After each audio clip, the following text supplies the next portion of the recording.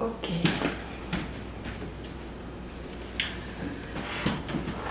Alors, on commence. Bonsoir, bonsoir à chacun et chacune de vous. Aujourd'hui, on est vendredi, le 25 octobre 2013, et j'ai avec moi André Maxime. On se rencontre pour la première fois en personne aujourd'hui. Je suis très contente de ça, mais ça fait déjà plusieurs mois qu'on est en communication par courriel sur toutes sortes de sujets. Et c'est quelqu'un qui, comme moi aussi, s'intéresse beaucoup à la connaissance gnostique. Donc, c'est un double sujet d'intérêt qu'on a, parce que parmi tous les gens qui m'écrivent, c'est pas tout le monde qui est intéressé par la connaissance gnostique. Donc, c'est ça, je suis doublement contente de le rencontrer parce qu'on a des sujets d'intérêt assez profonds qu'on partage tous les deux. On se disait aussi qu'on est allé voir mon compteur sur YouTube, puis je suis à 950, lui me disait peut-être 60 ou 65, je me souviens pas le chiffre exact, mais en tout cas je pense que ça dépasse un petit peu 950. Donc il y a eu des nouveaux abonnés dans le courant de la dernière semaine, ce qui veut dire que je salue les nouvelles personnes qui se sont abonnées gratuitement sur YouTube, et je salue toutes les personnes qui sont déjà abonnées depuis plusieurs mois ou quelques années. Je vous souhaite une belle soirée avec moi et avec André Maxime ce soir. Je vais vous parler de différentes choses reliées à différentes prises de conscience que j'ai faites cette semaine à travers mes activités, et entre autres à travers mes activités là, que j'anime à la cafétéria de l'hôpital Notre-Dame. Tout ça qui est annoncé sur mon site que vous voyez dans le texte sous la vidéo. Mon site, le chemin de l'amour divin, qui est à l'adresse les www.juliedemontréal.wix.com/, le chemin de l'amour, puis un tiret en chaque, puis un tiret entre L', puis amour. Des fois, les gens me disent « Julie, pourquoi tu donnes l'adresse si c'est marqué en dessous? » C'est parce qu'il y a des gens qui téléportent les vidéos, non, c'est pas la bonne expression, mais qui prennent les vidéos, en tout cas, puis qui vont les mettre à d'autres endroits, parce qu'il y a un code là, sur YouTube où on peut emmener les vidéos.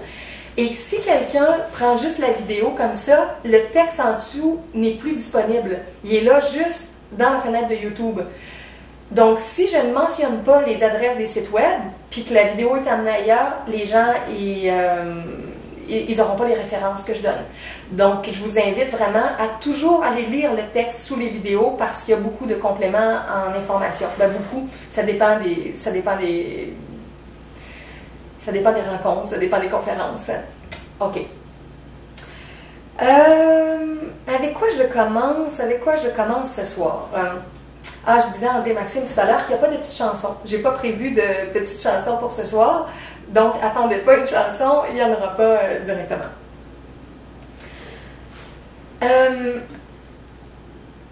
Je vais commencer avec une anecdote que m'a racontée mon amie Françoise cette semaine dans nos échanges de croissance personnelle à la cafétéria de l'hôpital.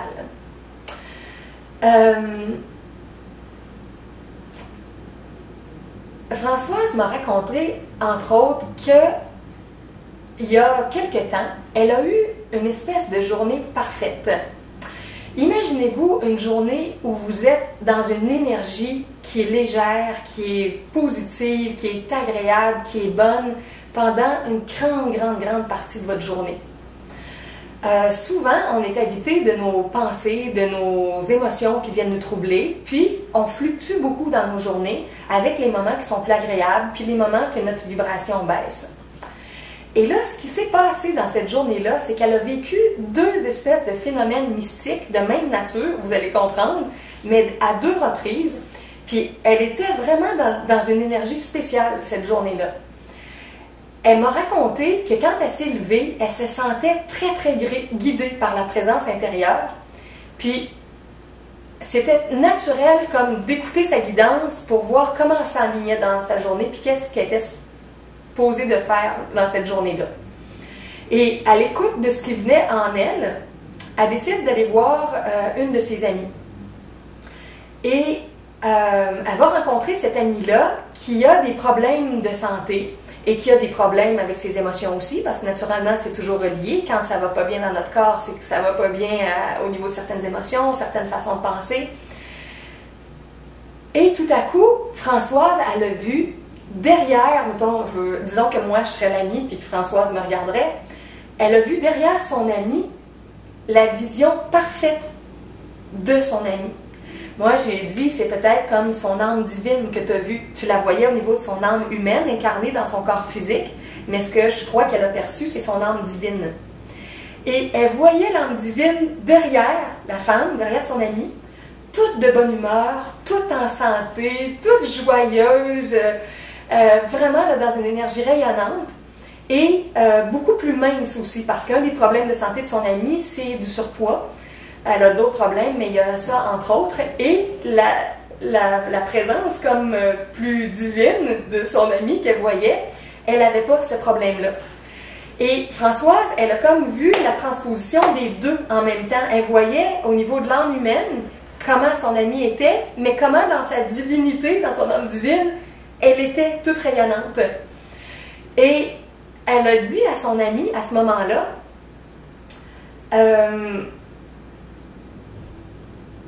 t'es tellement en santé. Si tu savais comment t'es en santé. C'est quelque chose comme ça, en tout cas, la phrase qu'elle a dit, là. Si Françoise était là, peut-être qu'elle me corrigerait, mais il me semble que ça ressemble à ça. Et son amie est restée surprise parce qu'elle connaissait tous ses problèmes de santé. Puis Françoise lui dit ça, t'es tellement en santé. Ben, c'est parce que Françoise, elle venait de voir la partie d'elle-même qui était en grande santé. Et la façon dont Françoise lui a dit ça, il y avait tellement de conviction, tellement de vision claire de comment son ami pourrait ou un jour être en santé, que la façon dont son ami a reçu ça, ça l'a beaucoup encouragée. Puis elle s'est vraiment dit comme, ouais, il y a une partie de moi qui, quelque part, qui est en santé. Puis Françoise, elle n'a pas tout expliqué. Je ne sais pas si plus tard, elle a expliqué, mais je sais qu'au moment où ils l'ont vécu, elle n'a pas tout expliqué qu'est-ce qui s'est passé. Et elle l'a revu après, quelques semaines plus tard et quelques mois plus tard.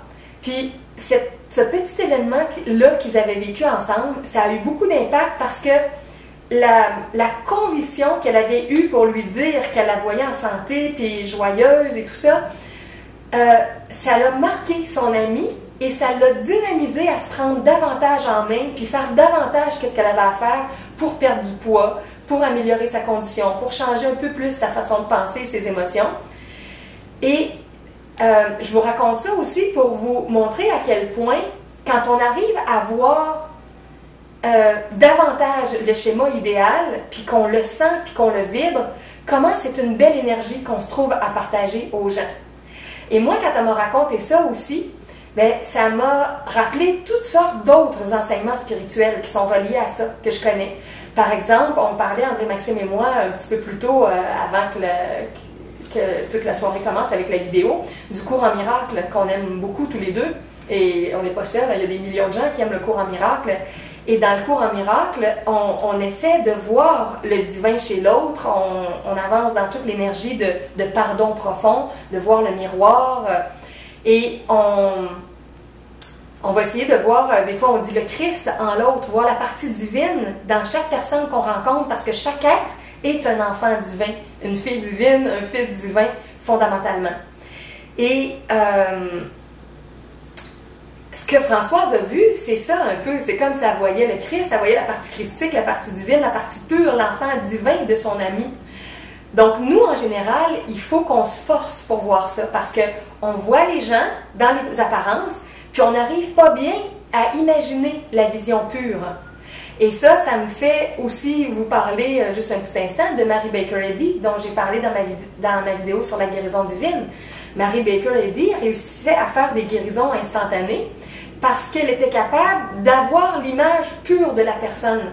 Elle ramenait toujours son mental au schéma parfait, puis elle imaginait les gens dans la santé parfaite, dans la guérison, dans un état divin. Et elle visualisait ça tellement clairement, avec tellement de foi, de conviction, que ça matérialisait des guérisons. Alors, si on arrive à l'imaginer, à l'entrevoir, à le souhaiter, à demander au divin qui nous aide toujours à voir la partie plus pure dans les gens, et si on a le bonheur à un moment donné d'avoir une expérience mystique, comme mon amie Françoise, et d'avoir vraiment la vision directement, bien là, avec la vision, c'est encore plus facile de faire la transposition des deux personnes. Et ça me fait penser aussi à un autre enseignement dont je vais vous parler. J'aurais voulu vous montrer les livres, mais je les ai justement passés à mon amie Françoise, fait que je les montrerai peut-être dans une autre vidéo. J'ai découvert récemment Richard Bartlett, qui a écrit La guérison miracle et l'autre, c'est La guérison quantique. Je ne suis pas sûre que le titre est exact, mais en tout cas, ça ressemble à ça, ces deux titres. Et lui, Richard Bartlett, aux États-Unis, c'est assez impressionnant. C'est celui que je connais qui est le plus proche de Mary Baker Eddy pour faire des guérisons instantanées. Et c'est le même processus qu'il utilise. Et lui, il parle du champ quantique, la trame de tous les possibles, là où tout existe dans les plans subtils, et de se relier à ces plans-là où l'énergie est fluide, puis de sentir que si on se connecte à une vision pure, on peut amener la vision pure sur le plan physique. Dans ses livres, c'est pas super bien expliqué dans le sens que c'est dur pour lui de vraiment décrire qu'est-ce qu'il vit, qu'est-ce qu'il fait. Il donne des exemples de ce qu'il arrive à faire et il nous parle de divers éléments, mais il ne faut pas imaginer qu'on va lire son livre puis qu'à la fin on va être capable. En tout cas, je peux vous donner l'exemple de moi. J'ai passé à travers ces deux livres puis je ne suis pas plus capable de le faire maintenant. Mais je comprends plus tout l'état dont il parle puis qui est en lien avec tellement d'enseignements qui parlent de ça. Vous pouvez le mettre sur Google, là, Richard Bartlett, puis vous allez tomber sur son site. Je ne m'en souviens pas par cœur, mais je le marquerai en dessous de la vidéo. Bon, c'est quoi le site relié à Richard? C'est tout en anglais, par contre. Mais ces deux livres sont traduits en français.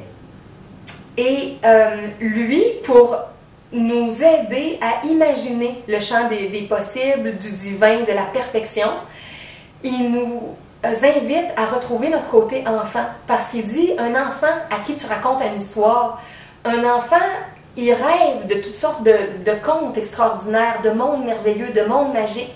Et la limite à l'intérieur de son mental n'est pas figée au niveau de qu'est-ce qui est possible, qu'est-ce qui n'est pas possible, qu'est-ce qui peut vraiment exister. On sait que pour les enfants, il y a souvent l'histoire du Père Noël, de la fée, des fées, de la fée des dents. Bon, les enfants sont vraiment la frontière entre tout ce qui est plus imaginaire et tout ce qui est plus concret ou vrai. Et des fois, ce qui est vrai, mais qui vient de dimensions parallèles. Alors, Richard Bartlett, lui, il aide les gens à rentrer dans leur état enfant pour se dire, si c'était comme ça, si c'était possible, si le monde fonctionnait comme ça, et si j'acceptais que ça fonctionne comme ça. Et il invite ses patients, il invite les étudiants à ses séminaires, les gens qu'il rencontre, à vraiment imaginer que tout est possible, et ça produit des miracles de toutes sortes de nature. Et il donne même des exemples aussi, pas juste au niveau des guérisons, mais au niveau de la matière, quand tu as quelque chose de matériel qui brise, que ce soit un ordinateur, que ce soit une voiture, que ce soit un embouteillage, quand tu es pris dans un embouteillage, tout ce qu'on vit a un lien avec nos énergies, avec nos perceptions, avec ce à quoi on s'attend de vivre, avec notre vision plus conventionnelle de ce qu'est la vie, ou bien si on imagine qu'il pourrait y avoir un miracle ou quelque chose comme ça. Oui, ça me fait penser à une autre anecdote que je veux vous dire. J'ai plusieurs idées en même temps. Bon, je vais finir Richard Bartlett avant, puis je vais revenir à l'autre anecdote. Alors, en tout cas, c'est quelqu'un qui est très, très inspirant. Par contre, comme beaucoup de gens qui travaillent en guérison instantanée comme ça, c'est pas quelqu'un qui aide les gens à trouver les causes de leur maladie. Toutes les approches de guérison instantanée comme ça, il y a comme une descente d'énergie de lumière du plan divin pour produire un changement rapide.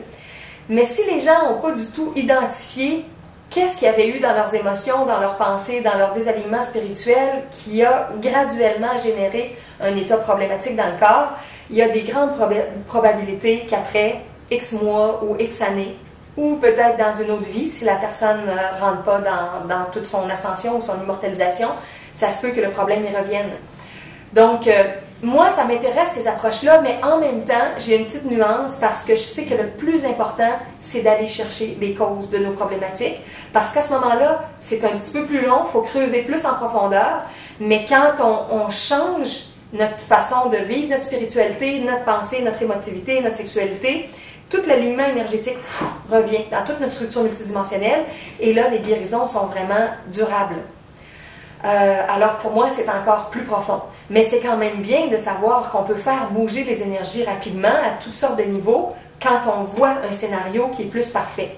Et un autre exemple que je voudrais vous donner, entre autres, de Richard Bartlett, c'est dans son livre, il dit que dans les premières années où il a commencé à voir le monde comme ça, puis à l'interpréter dans son langage qu'il appelle le monde quantique, la guérison quantique, il a raconté qu'il y a eu une vision, comme mon amie Françoise qui avait vu une partie pure de son ami. Lui, ce qu'il a vu, c'est Superman. Mais il disait que quand il était un petit garçon, il aimait beaucoup tous les super-héros, Batman, Superman, l'homme araignée. Bon, son imaginaire d'enfant a été très imprégné de ça. Et lui, quand il a eu comme une vision très très pure d'un être qui pouvait comme aider ou provoquer une guérison, au lieu de voir, on pourrait dire Jésus ou Bouddha ou un maître quelconque, il a vu une apparition de Superman. Et c'est Superman qui a amené son énergie et que la personne a été guérie instantanément. Mais lui, il a compris, quand il a eu cette vision-là, il a juste compris que c'était un état d'être d'une personne qui était dans un état de puissance, comme de divinité, qui amenait son énergie et que dans cette énergie-là, ça provoquait une guérison. Donc, c'était un peu comme le début d'un parcours. Il y a toutes sortes d'autres choses qui se sont rajoutées. Mais j'aimais bien ça parce que c'est une autre façon de parler de l'idéal avec des images qu'on connaît qui font référence à notre état enfant. Et c'est d'élargir nos horizons parce qu'on n'est pas tous touchés par les mêmes images, les mêmes symboles, la même façon d'imaginer quelque chose qui nous allume, qui nous parle, qui ravive notre joie. Donc, prenez pour vous vos images. Qu'est-ce qui vous allume? Et qu'est-ce qui pour vous est intéressant d'avoir comme espèce de quoi? D'idéal, c'est ça, d'imagination idéale. Puis si ça vous fait vibrer, bien vous allez aimer imaginer ça, puis ça va être plus facile de voir la vie avec ça, comme dans votre vision. Bon, fait que c'est toutes sortes d'exemples différents pour s'aider à amener le schéma de perfection.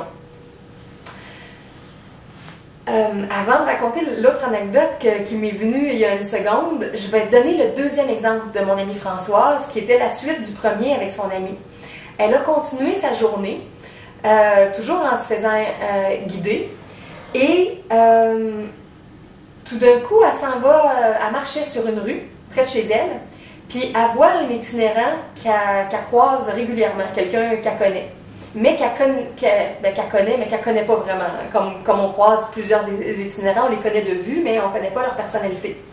Et au moment où elle croise ce gars-là, il se reproduit le même phénomène que quand elle a vu comme l'âme divine de son ami, juste derrière elle, en transposition. Elle a vu l'image divine, l'âme divine parfaite de cet itinérant-là derrière lui. Et qu'est-ce qu'elle a vu comme image? Elle a vu un musicien qui jouait dans une grande salle de concert avec plein de gens qui l'appréciaient, puis à un moment donné qui applaudissaient. Puis là, elle restait toute surprise de le voir comme ça en spectacle. Puis là, elle s'est adressée à lui, puis elle a dit « T'aimes-tu la musique, toi? » Puis là, il dit « Oui, moi j'aime beaucoup la musique. Comment ça tu me dis ça? Comment ça tu sais ça? » Puis là, elle n'a pas tout dit encore. On ne veut pas passer pour des fous quand on a des expériences comme ça. Fait qu'elle a juste dit, c'est un feeling, tu sais, que peut-être tu étais musicien ou artiste. Puis là, il s'est mis à lui parler comment il aimait la musique, puis comment il avait été musicien plus jeune, mais qu'il avait eu des épreuves, puis qu'il avait essayé de gagner sa vie avec ça, puis que ça n'avait pas marché, puis qu'il avait décidé de tout abandonner. Puis elle a comme compris que sa trajectoire idéale avait été court-circuitée à cause de ses difficultés de vie. Puis elle a essayé de l'encourager du mieux qu'elle a pu en lui disant qu'elle sentait qu'il y avait un talent, puis qu'il y aurait intérêt à se remettre à son instrument, puis qu'elle imaginait bien qu'il pourrait faire des concerts éventuellement, puis que ça plairait à beaucoup de gens. Et là, ben, l'histoire me dit pas, Françoise m'a pas dit ça l'a revu ou quoi, fait que je peux pas vous dire la suite, mais je suis sûre que ça a dû faire du bien à cet homme-là, ça a dû l'aider à le reconnecter à son propre idéal intérieur de ce qu'il sent qu'il a à faire professionnellement. Et c'est ça, elle a eu la vision pure, instantanément. Un petit moment donné aussi, plus tard, il y a eu un dernier événement mystique qu'elle a vécu avec de l'argent. C'était une journée où elle n'avait pas d'argent, elle était vraiment, comme on dit au Québec, cassée. Je ne sais pas si ça se dit ça en France, en Belgique, en Suisse, je ne sais pas si les gens disent ça. Donc, elle était dans une période financière très, très difficile. Et tout en continuant sa marche, et elle voit comme une vision d'une enveloppe d'argent. Puis, pas loin après, il y avait une banque. Puis, ça lui dit intérieurement de rentrer dans la banque. Fait qu'elle rentre, puis c'était la section des guichets automatiques qui est dans l'entrée de la banque. Et elle voit, comme à côté du guichet, l'enveloppe blanche qu'elle avait eue dans sa vision. Et il y avait, je pense qu'elle m'a dit qu'il y avait 100 $, 5 billets de vin qui étaient dans l'enveloppe. Et bon, ben là, on peut se poser des questions. C'est-tu quelqu'un qui l'a oublié, si, ça, mais l'ambiance était tellement magique pour elle cette journée-là. Elle a vraiment eu le sentiment que c'était comme ça avait été déposé pour elle. C'était-tu une présence angélique? C'était-tu un maître? Qui avait déposé ça? Mais elle sentait que c'était un cadeau de la vie qui était fait. Elle a pris l'enveloppe. Puis c'était très précieux là, face aux choses qu'elle avait besoin de payer. Et sa journée s'est passée comme ça. Et ça s'est arrêté vers la fin. Elle a dit que le dernier commerce où elle est allée, c'était une librairie. Et là, elle s'est mise à regarder plusieurs livres. Puis à un moment donné, elle s'est mise à lire des passages d'un livre. Puis dans le livre, il y avait toutes sortes de choses qu'elle n'aimait pas puis qui ne résonnaient pas avec elle. Puis là, elle est rentrée en réaction avec ça. Puis elle est rentrée plus dans une énergie, on pourrait dire un peu négative, un petit peu plus frustrée quand tu n'aimes pas trop ce que tu lis. Et elle dit que tout d'un coup, elle a senti une baisse de vibration. Son état est parti. Puis toute la guidance si directe qu'elle avait sentie cette journée-là, c'est disparu. Alors, ça s'est terminé comme ça. Mais elle se souvient de cette journée-là qu'elle a vécue. Et même si elle est plus capable d'avoir la vision aussi directe, vraiment une vision claire qu'on peut voir avec nos yeux, elle me disait comment elle cherche à voir ce côté-là parfait chez les gens qu'elle rencontre. Puis on parlait de toutes sortes de façons de s'entraider en psychologie, en thérapie, bon, pour la santé, la croissance personnelle. Puis elle me rappelait, avec tout ça qu'elle m'a partagé, puis comment elle m'en parlait, à quel point on a besoin de vraiment sentir que les gens avec qui on est, puis les gens qu'on veut aider ou avec lesquels on partage, quand on s'entraide dans les deux sens aussi, sentir que les gens peuvent se transformer, sentir qu'ils peuvent changer, qu'ils peuvent se guérir, qu'ils peuvent faire des nouvelles prises de conscience, qu'ils peuvent découvrir les choses qui leur apportent plus de joie, un courant créateur qui les allume davantage. Ça part déjà d'une vision intérieure qu'on a de ça qui est possible pour aider les gens à ressentir ça davantage. Je me souviens d'un garçon que j'avais connu une autre période, il y a plusieurs années, où je faisais des rencontres dans mon salon en après-midi. Puis lui, il était très, très découragé par l'attitude de son père, qui le traitait toujours de bon à rien, puis qui n'arriverait jamais à rien. Puis il disait, j'aimerais tellement ça que mon père m'encourage des fois, puis me dise qu'il pense que je vais être capable. Puis c'est sûr qu'il avait un tempérament difficile, puis c'est un décrocheur, puis c'est vrai que ça allait pas très bien sa vie. Mais il était très, très influencé aussi par le regard, le jugement de ses parents. Donc, quand on a des enfants, quand on a des amis, quand on a des collègues de travail, la façon dont on leur parle pour soit les écraser, les rabaisser, ou au contraire, pour les élever, pour les amener à leur potentiel, ça peut avoir beaucoup, beaucoup d'impact. Puis c'est des phrases, des images qu'on donne qui peuvent parfois rester longtemps dans la tête des gens. Et si on est une personne plus influente parce qu'on est un parent ou qu'on est une personne proche ou un patron ou un professeur significatif, si le rôle qu'on a est plus important dans la vie de la personne, ça a encore plus d'impact que quand c'est des étrangers qui nous disent quelque chose. Alors, tout ça, c'est pour nous aider à devenir de plus en plus conscients de la puissance de nos mots, de notre regard sur les gens, de notre foi à ce qu'il se passe quelque chose pour que notre propre vie et la vie des gens se transforment. Il y a une attitude intérieure qui prédispose vraiment au changement entre nous et au changement dans notre propre vie. Et là, je vais vous dire ma petite anecdote d'aujourd'hui. À la fin de mon activité à la cafétéria de l'hôpital, je vais toujours passer 3/4 d'heure, 1 heure à la chapelle. C'est le temps de silence qui est temps de prière, de méditation, de visualisation créatrice, parfois de décrets de lumière. Souvent, je fais le décret mentalement dans ma tête. Entre autres, le décret que j'ai fait l'autre jour là, sur le fait qu'on peut recevoir de l'aide, des dons, des collaborations. Celui que j'ai marqué même sous le texte de la vidéo, dans la dernière, je pense que c'est ma toute dernière vidéo. Bon, mais comme aujourd'hui, je l'ai fait, combien de fois? Je l'ai fait 5 fois dans ma tête à la chapelle. Et des fois, quand il n'y a personne, ça arrive même que je vais les faire à haute voix parce que je sais que je vais pas déranger personne. Alors aujourd'hui, qu'est-ce qui s'est passé? C'est que toute mon énergie se prépare à rencontrer Yeshua quand les choses vont être réglées dans son pays, avec certains voyages qu'il y a à faire là, pour rencontrer des gens. Et toute ma vie est en préparation de ça. Et mon cœur se réjouit à l'avance de ce qui s'en vient, des belles rencontres qui vont venir. Et cet après-midi, ce qui s'est passé, c'est que j'ai comme imaginé qu'il était tout à coup dans la chapelle. Et pas parce qu'il s'était matérialisé, parce qu'il aurait pu, par exemple, arriver à Montréal sans spécialement me le dire, puis comme il connaît mon horaire d'activité et tout, il aurait pu aller à la chapelle. Alors, ce qui s'est passé, c'est que je suis rentrée dans la chapelle. Souvent, il n'y a personne, elle est très, très tranquille. Mais là, il y avait juste une personne complètement au fond de la chapelle. Mais comme je portais pas mes lunettes puis je suis myope, j'arrivais pas à bien voir la personne au fond de la chapelle. Et c'était une personne qui avait comme un habit d'infirmier. Fait que je me suis dit, bon, c'est un infirmier qui vient à la chapelle. Et j'ai pas porté attention et je suis allée m'asseoir. Mais c'était particulier parce que cet homme-là, au fond de la chapelle, il était debout. Et d'habitude, tous les gens qui viennent passer un petit bout de temps à la chapelle, ils s'assoient dans les chaises. Mais lui, il était debout, puis au moment où je suis rentrée, il faisait quelques mouvements avec ses bras. J'ai l'impression qu'il faisait comme un petit tai chi très, très, très lent, très tranquille. Et bon, moi, je me suis assise, j'ai fait mon cercle de protection autour de ma chaise dans la chapelle en faisant ça mentalement, parce que je savais que je resterais là pour 1 heure dans la chapelle. Donc, j'ai fait ma conjuration, j'ai fait mon cercle de protection. Et après ça, ben, tout ça est en silence. Et l'homme qui était là, que je ne voyais pas, la façon dont je m'étais placée, il était comme plus de dos à moi, il était complètement immobile. Il ne bougeait pas, j'entendais rien.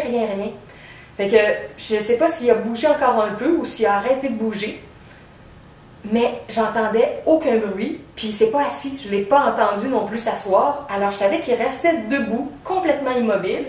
Alors j'ai vu qu'il y avait beaucoup de concentration en étant comme ça parce qu'il y avait zéro bruit. Et là, ben, on était concentrés, tous les deux, dans notre monde intérieur. Et tout à coup, il y a une pensée qui m'a traversée, puis je me suis dit, mais si c'était Yeshua, puis que qui est là, puis qui est là pour me faire une surprise, puis j'ai pas mes lunettes, puis il est complètement à l'autre bout, puis je le vois pas, tu sais. Alors là, c'était très très drôle parce que j'étais assise dans ma chaise à la chapelle, puis là, j'ai comme essayé de lui parler télépathiquement pour lui demander si c'était lui. Bon, je suis pas très bonne pour parler télépathiquement, mais j'ai juste essayé une communication comme ça. Je vous raconterai une anecdote de télépathie après ça que j'ai vécu cette semaine. J'ai comme tendu, j'étais fixe, mais j'ai tendu ma main astrale de mon corps astral, puis j'ai dit, si c'est toi, si tu me reçois, approche-toi par ton corps astral, donne-moi ta main au niveau de l'astral. Il n'y a rien qui s'est passé par le corps astral. En tout cas, je faisais quelques petits tests, puis j'essayais de sentir, mais en même temps, je ressentais pas directement son énergie. Je me dis que je pense que si ça avait été vraiment lui, je l'aurais senti. Ça aurait bougé beaucoup plus. Mais là, c'était mon imaginaire qui me faisait travailler.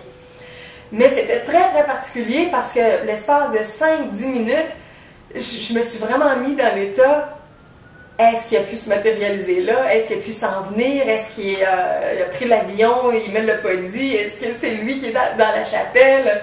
En tout cas, fait que j'étais toute dans un état très, très spécial.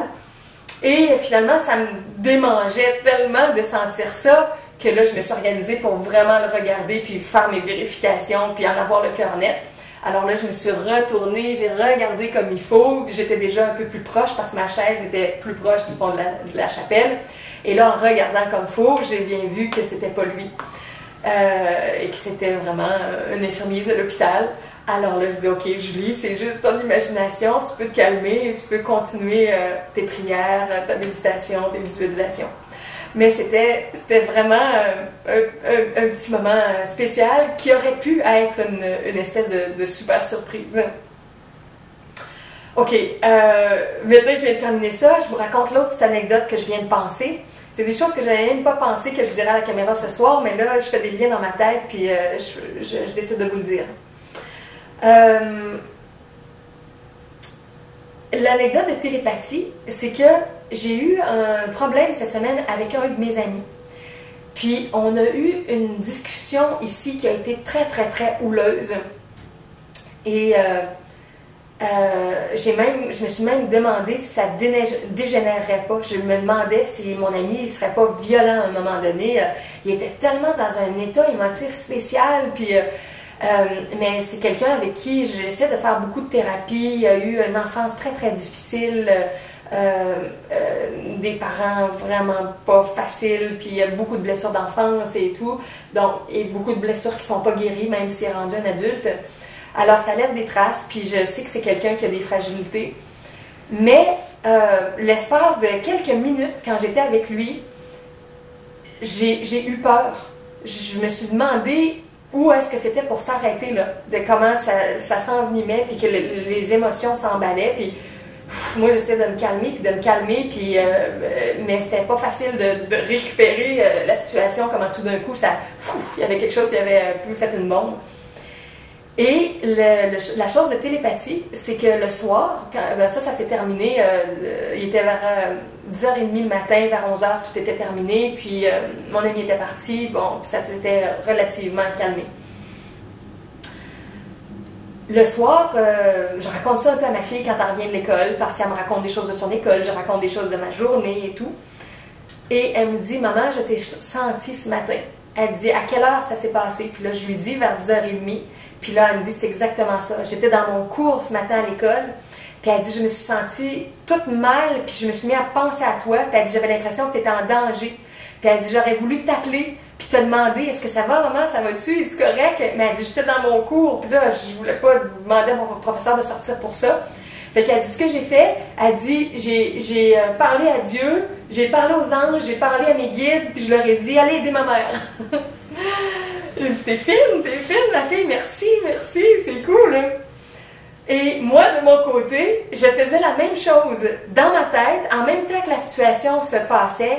Je m'adressais à Dieu, je m'adressais aux anges, aux archanges, je m'adressais à mes guides, puis je disais, aidez-moi, pour que ça se calme, Puis quand tout était fini, j'ai pris des grandes respirations, j'ai marché un peu dans mon appartement ici, puis j'ai dit remercier, puis j'ai dit merci, ok, tout s'est désamorcé, bon.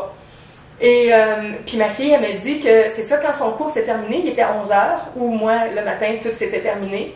Et elle me dit, quand mon cours s'est terminé, là, je me sentais bien, je sentais plus la turbulence. Puis elle dit, je me suis dit, ah, ok, ça c'est calmé, c'est correct. Fait qu'elle m'a pas appelé à la pause avant son dernier cours.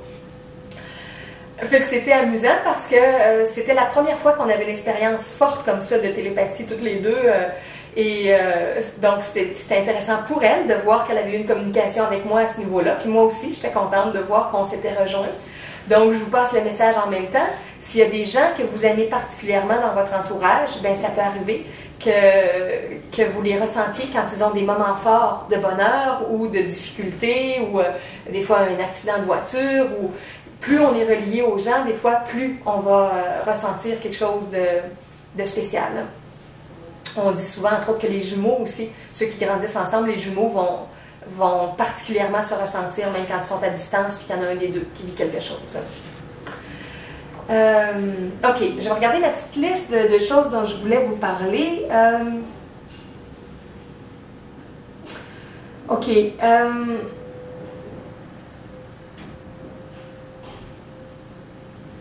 Je vais vous parler maintenant d'un texte que j'ai écrit cette semaine et que vous pouvez découvrir sur le web. Les gens qui vont visiter mon site où je marque les nouveautés dans la semaine, l'ont déjà trouvé, mais tous ceux qui ne vont pas visiter mon site de nouveautés ne le savent pas. Alors, je le dis à la vidéo ce soir, ce site-là, qui a une section qui s'appelle Nouveautés sur le site, où vous voyez quand il y a une nouvelle vidéo ou un nouveau texte ou une nouvelle découverte sur le web que j'ai fait, quelque chose comme ça, c'est mon site Programme du troisième millénaire. Alors, c'est www.everyoneweb.fr/programme du troisième millénaire, 3 en chiffres. Le lien va être en dessous de la vidéo, comme toujours. Donc, ce que j'ai mis comme texte sur ce site-là, dans le menu à gauche cette semaine, c'est un petit texte qui a à peu près 5-6 pages, c'est pas très long, et je l'ai aussi traduit en anglais, mais ma traduction est artisanale, donc j'ai pas mis la traduction en anglais sur le site, mais c'est parce que je l'ai tout envoyé au groupe de Yeshua, donc j'ai fait aussi une petite version bilingue. Et ce texte-là s'intitule « École initiatique moderne ». Parce que depuis quelques temps, avec les amis spirituels que je rencontre, je cherche beaucoup quel genre de programme on pourrait avoir ensemble pour dynamiser tout notre travail intérieur, puis avancer plus vite, puis avoir le sentiment qu'on perd moins de temps dans notre travail intérieur et dans la collaboration aussi pour les projets. Alors, le texte que j'ai fait, qui s'appelle « École initiatique moderne », ça peut s'appliquer à comme 3 niveaux. Ça pourrait être applicable dans une vraie école où les gens feraient un vrai programme. Ça pourrait être une école, un centre de soins ou de santé, un centre de désintoxication, un hôpital, un cours spécialisé, un programme dans une école. Bon, ça pourrait être vraiment dans une bâtisse qui existe et que les gens rentreraient un programme qui ressemblerait à ça. L'autre possibilité, c'est de se créer une petite école avec quelques amis. Donc, par exemple, des amis qui habiteraient ensemble dans une même maison ou dans un grand appartement, qui se prennent chacun une chambre, ou des fois même pour séparer les coûts, des fois il peut y avoir 2 personnes par chambre avec des lits simples au lieu de lits doubles. Alors, des amis ensemble pourraient se créer cette petite école-là en habitant ensemble et en appliquant le programme que j'ai décrit. Et le 3e niveau, c'est la possibilité que vous avez aussi de le vivre chez vous, à la maison. Si c'était une école intensive, bien naturellement, ce programme-là, il serait vécu plusieurs jours par semaine.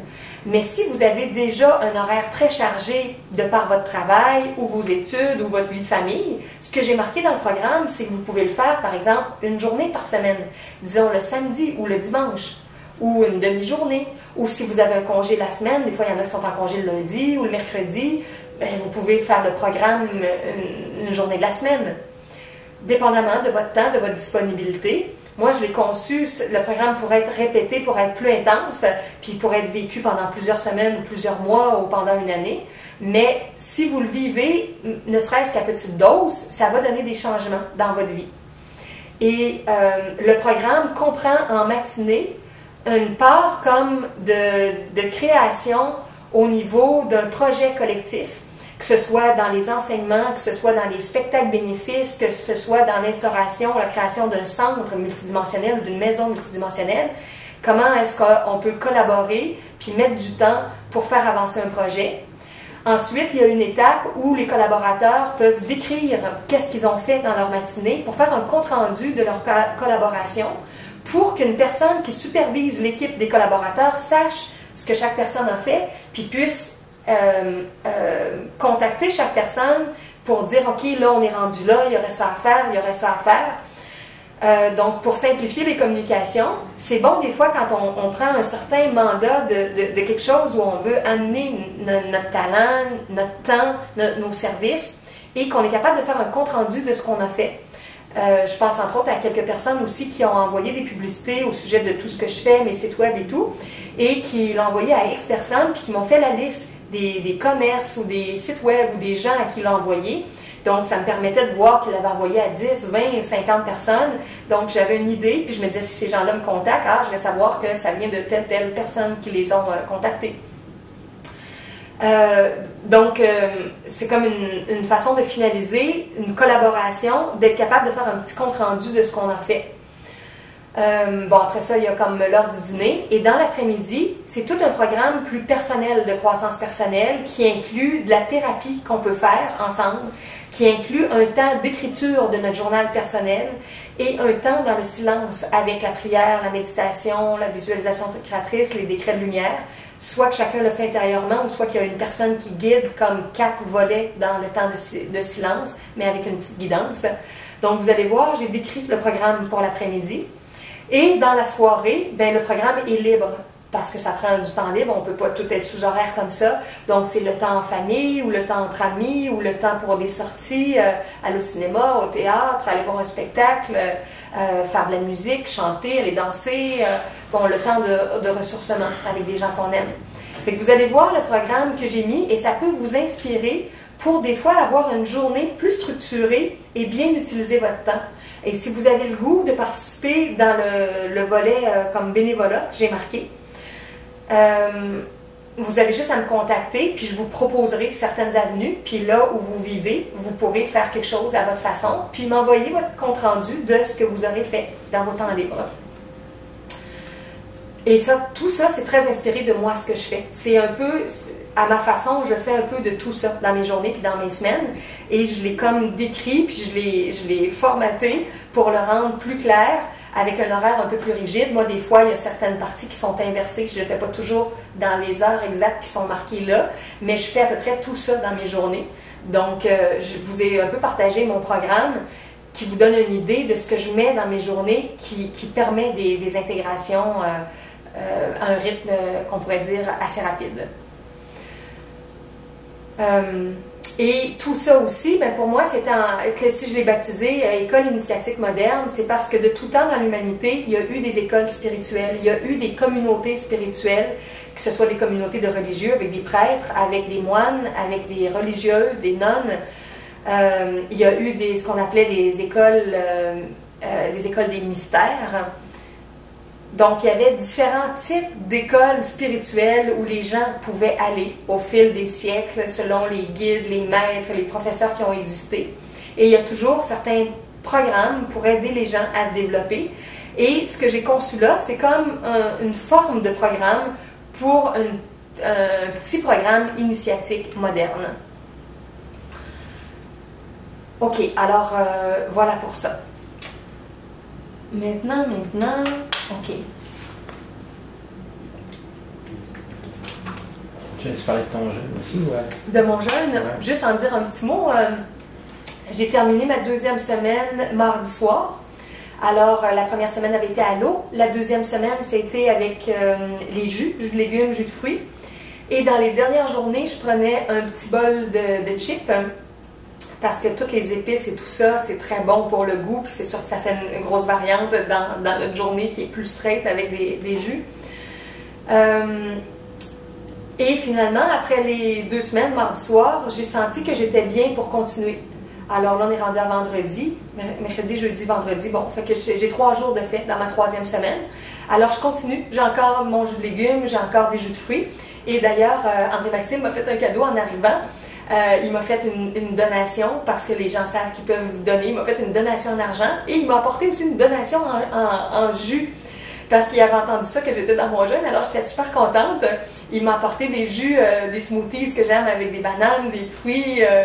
Donc, merci une autre fois, je te l'ai dit tantôt, mais c'est le fun. Tu m'as fait comme 2 cadeaux, de l'argent que j'ai bien besoin et les jus que je vais boire à ta santé dans les prochains jours.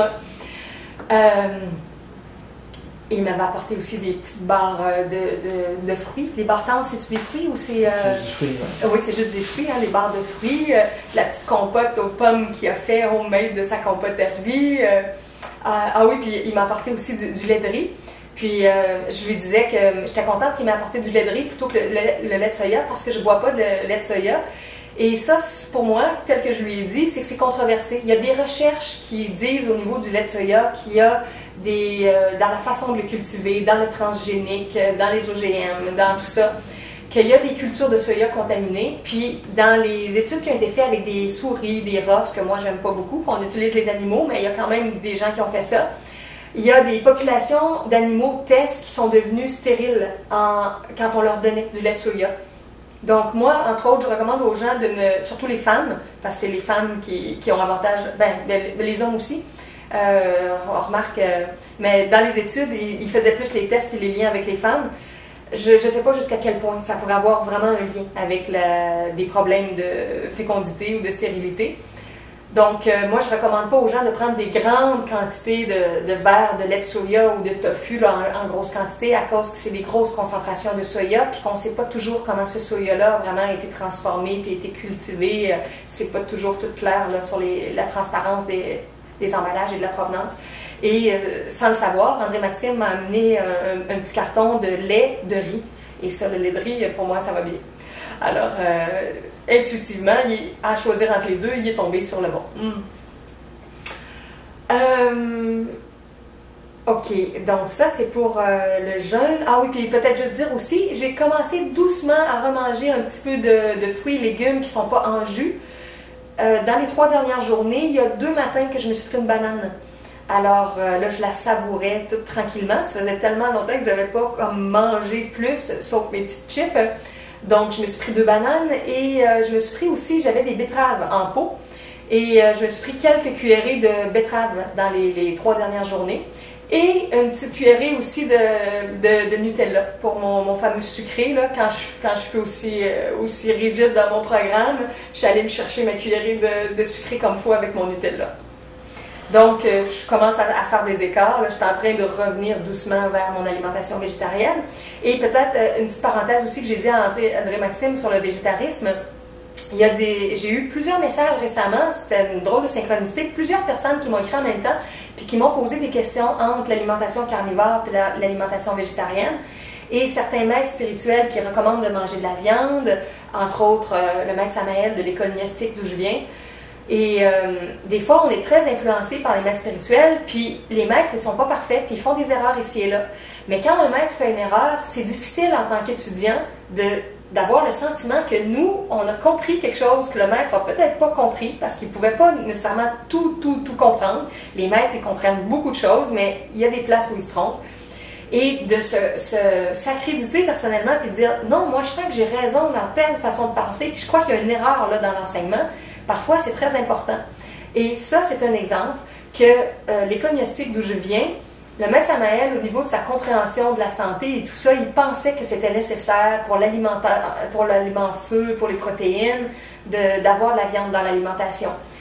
Mais il n'était pas encore très tout développé, Samael, au niveau de toute la compréhension de la guérison reliée aux émotions et à la pensée. C'est toutes des connaissances qui ont sorti beaucoup plus, qui sont devenues beaucoup plus claires dans l'humanité.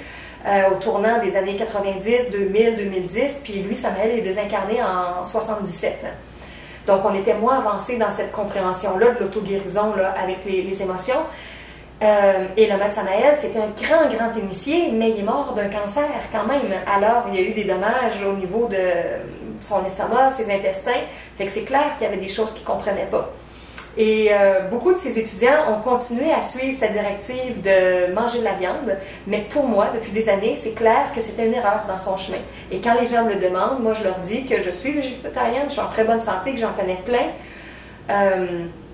Il y a quelqu'un d'ailleurs qui disait récemment que j'ai écouté que le champion du monde je me souviens pas quelle discipline, mais il y a une discipline sportive, en tout cas je me demande si c'est pas l'homme le plus fort du monde, en tout cas il y a quelques années, en 2009, je crois, c'était quelqu'un qui était végétalien. Donc, juste des légumes et pas du tout de sous-produits. Végétalien, ça veut dire qu'il n'y a pas d'œufs, pas de lait, pas de fromage, pas de sous-produits d'animaux.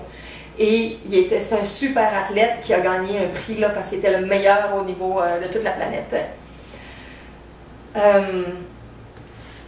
Et entre autres, ce que j'ai dit à André-Maxime avant qu'on filme, c'est que quand vous allez avoir accès aux vidéos et aux textes de Yeshua, des choses qu'il prépare, vous allez le voir à différentes reprises quand il parle de l'importance du végétarisme sur la Terre, puis quand il parle du tort qu'on crée aux animaux, du lien qu'on a avec les animaux qui souffrent quand on les mange, quand on mange leur chair, de ce qui se passe au niveau de l'agriculture pour élever des grandes quantités de bétail, la déforestation, les excréments, pour l'environnement, pour la terre, c'est des conditions de vie difficiles, pour les animaux eux-mêmes, dans ce qu'ils vivent, ce qu'on leur fait vivre comme conditions de détention, de torture, de mort.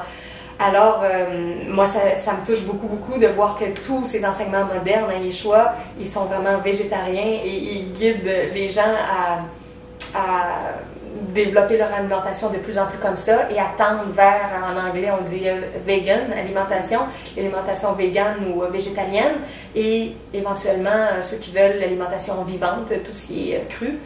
Donc, des fruits, des légumes, des noix, pour, entre autres, des protéines. Il y en a beaucoup dans les noix et c'est suffisant. Il a fait une blague aussi dans une de ses vidéos au niveau de... Il parlait de ses souliers vegan shoes. Et ça m'amusait. Puis, dans les communications avec lui, je lui disais que moi aussi, c'est quelque chose que je recherchais, d'avoir des bottes, d'avoir des sacs à main pour femmes, d'avoir des manteaux, idéalement avec des produits qui n'utilisent pas le corps des animaux. C'est pas toujours facile parce que c'est partout dans l'industrie pour les souliers, pour les sacs à main, pour les vêtements. Mais au fil du temps, à travers tout ce qu'on travaille, on ne peut pas tout changer en même temps. On parlait de ça avant de filmer. Alors, chacun il va à son rythme. Puis l'idée, c'est pas de se juger mutuellement avec ça. Chacun décide de mettre des priorités sur certaines choses. Mais plus on veut développer notre lien avec l'amour de la terre, l'amour des animaux, et ne plus encourager toute cette industrie-là qui cause beaucoup, beaucoup de souffrance, ça nous demande de choisir d'autres produits parce que les produits qu'on choisit changent l'offre et la demande. Puis quand il y a moins de demandes, bien, il y a moins de gens qui vont essayer d'en offrir. Donc, le fait on pourrait dire comme de boycotter certains types de produits qu'on trouve qui ne sont pas éthiques au niveau de notre éthique divine. La semaine passée, j'ai parlé de l'éthique. Est-ce que ce que je fais, j'aimerais qu'on me le fasse? Donc, ce qu'on fait aux animaux, est-ce que moi, j'aimerais ça qu'il y ait des espèces d'êtres humains qui trouveraient que je suis un être humain pas assez évolué, puis qui me mettrait dans une cage, puis qui ferait des tests sur moi, puis qui, à un moment donné, déciderait de me tuer, puis qui mangerait de mes bras, puis de mes cuisses, puis est-ce que c'est quelque chose que j'aimerais? Alors pourquoi est-ce qu'on fait ça à nos frères les animaux? Dans notre règle d'éthique, on ne fait pas aux autres ce qu'on ne voudrait pas qu'il nous soit fait. On est tous des êtres divins à la base, dans des corps de différentes apparences. Alors ça, c'est toute une conscience qui se développe graduellement.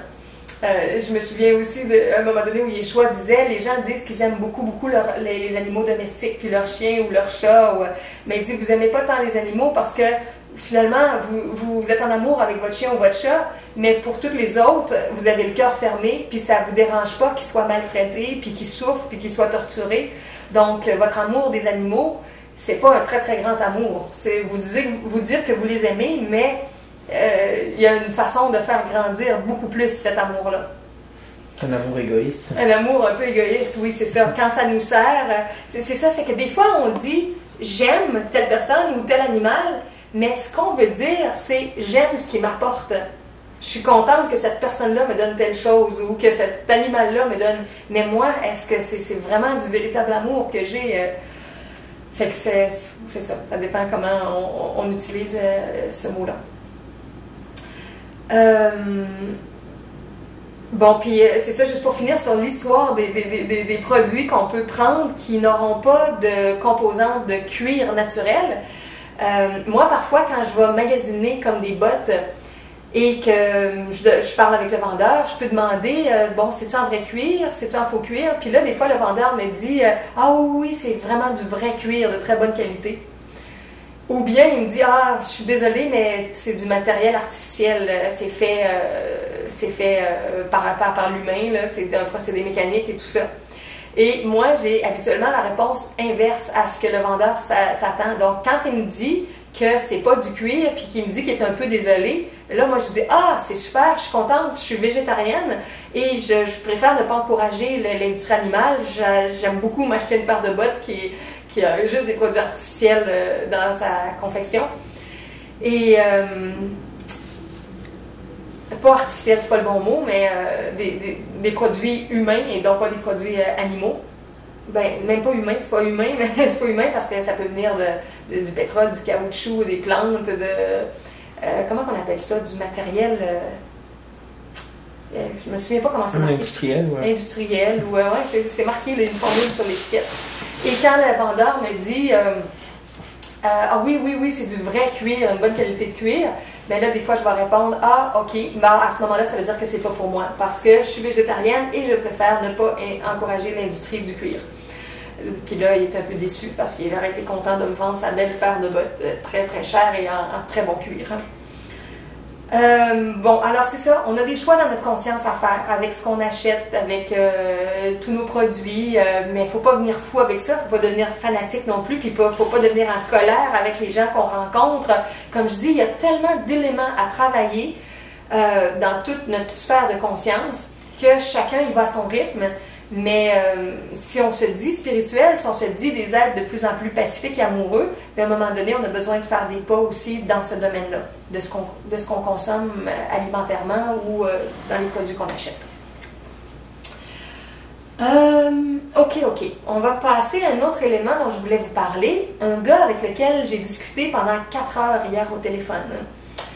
Il s'appelle Sylvain Champagne. Et j'en ai parlé brièvement dans mon avant-dernière vidéo où j'ai parlé de 3 personnes qui étaient incarnées à l'époque de Jésus. Et c'est celui dont je vous ai parlé, entre autres, qui était relié à l'énergie de la reconnexion. Toute la reconnexion pour la guérison, pour l'énergie divine, pour la guidance intérieure.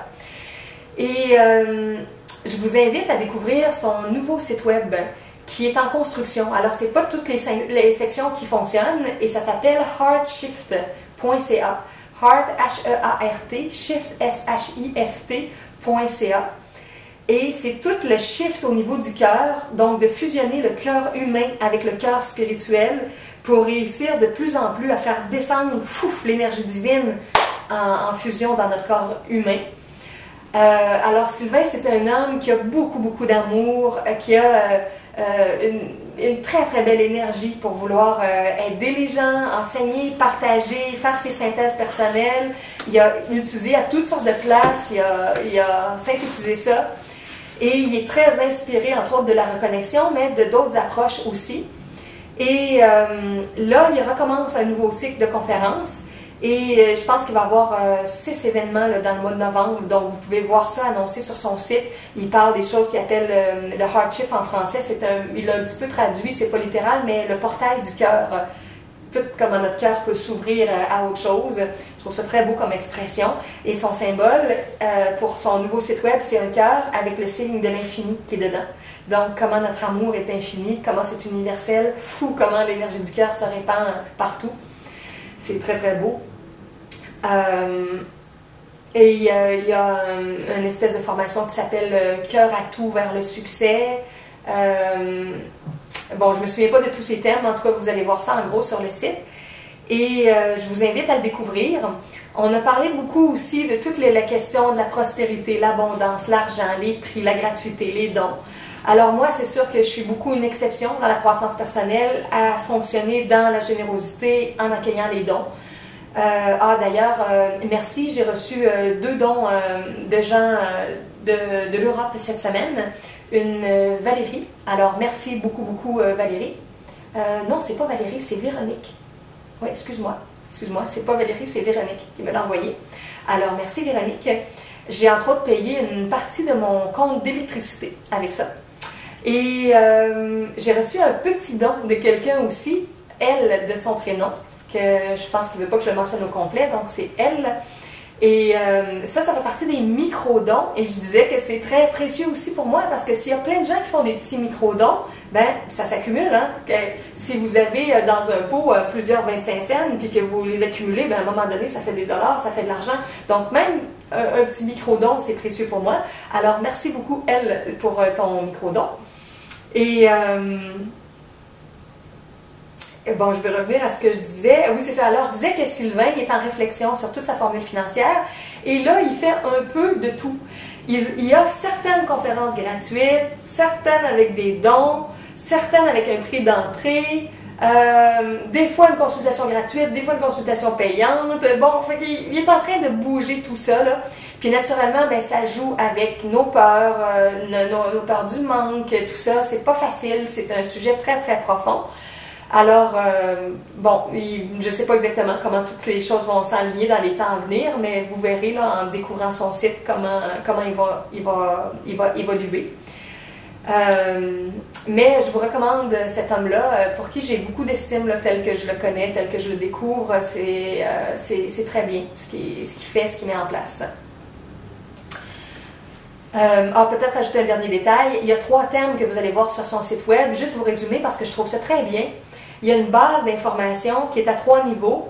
Il parle de transformation, de connexion ou reconnexion et de création. Puis hier, quand on parlait ensemble de toutes sortes de choses au téléphone, je lui ai dit « Pourquoi, Sylvain, tu n'as pas fait connexion, transformation, création? » Parce que selon moi, il faut se connecter au divin pour, après ça, transformer toutes sortes de choses à l'intérieur de nous, avec notre guidance, et rentrer dans un processus créateur qui va être inspiré, qui va respecter les lois divines, l'harmonie, l'amour, une créativité lumineuse et non pas une créativité qui va être dans le non-amour. Et il me dit, oui, je comprends ce que tu me dis, Julie, mais il dit, c'est parce que je le vois d'une autre façon. Puis là, j'étais presque sûre qu'il était pour se tromper, puis il m'explique sa façon de voir, puis c'était parfait. C'était une autre façon complètement différente, puis c'est parfait. Alors lui, il fait transformation, connexion, création. Pourquoi? Parce qu'il s'adresse en partie, pas uniquement, mais à beaucoup de gens qui sont très, très nouveaux dans la croissance personnelle. Des gens que ça fait pas des années qui lisent des livres, puis qui vont à des séminaires, puis qui ont un travail personnel d'intégration dans leur quotidien. Des gens qui commencent à s'éveiller, puis qui veulent apprendre. Et ces gens-là, souvent, ils peuvent être athées et ne pas aimer entendre parler de Dieu. Ils peuvent être complètement fermés au fait qu'il existe des dimensions parallèles et des êtres qui vivent dans d'autres plans,